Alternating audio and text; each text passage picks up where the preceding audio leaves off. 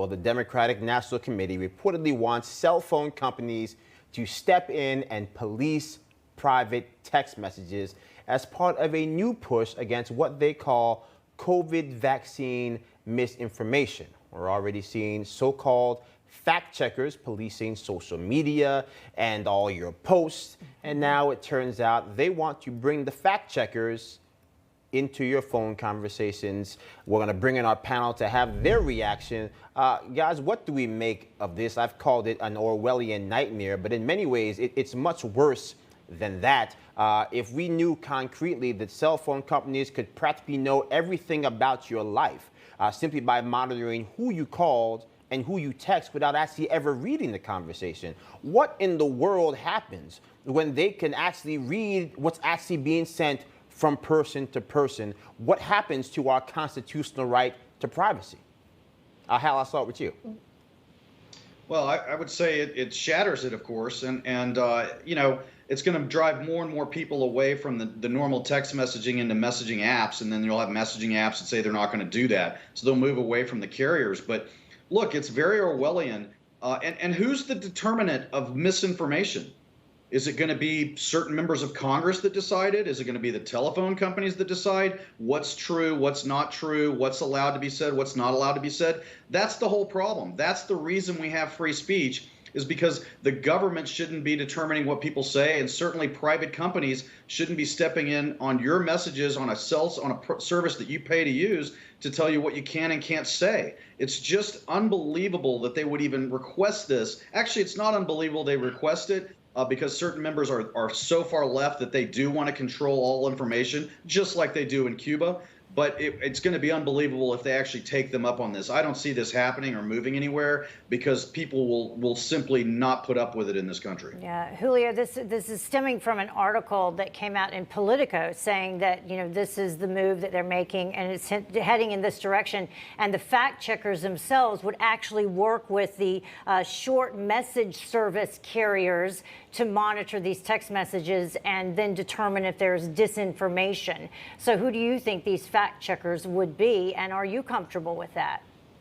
Well, the fact checkers, first off, I'm not comfortable with it whatsoever, Heather. I want to make that clear. But the fact checkers are going to be determined by whoever's in power. So it's going to be, you know, it's not necessarily going to be the actual truth. It'll be the actual truth based on whoever decides whatever they want the truth to be. And whatever happened to the Fourth Amendment, guys, I mean, this is literally not supposed to happen in the United States of America. Orwell predicted it right. He was off by about 37 years, it seems. Ruth, I'll come to you because really, again, if you want to dig into this, I mean, first, who decides what misinformation is? They told us that anybody who suggested that COVID originated in the lab was a kook. And that was misinformation. Turns out maybe not the case. We said before that any single person who talked about the fact that absentee ballot rejection rates plummeted in the 2020 election compared to practically every election we've had in the modern era, they were kooks, even though the same people calling it a conspiracy theory were the same people talking about it in articles, CNN, MSNBC, all these organizations on the weeks leading up to it. So to Julio's point, who's going to decide who are the good Americans and who are the bad Americans spreading misinformation? Absolutely. And who is to decide that are the individual American citizens? And truly the American citizens are speaking up and speaking out and saying that we don't want to have this kind of scrutiny, this kind of invasion of our privacies. And that's exactly what it is. It is an invasion of privacy. Make no mistake about it.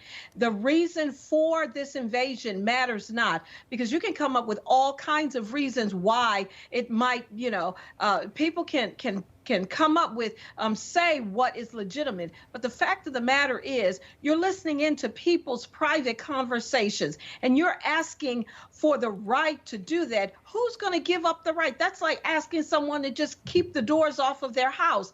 No one's going to do that. And so this is ridiculous. It lacks common sense.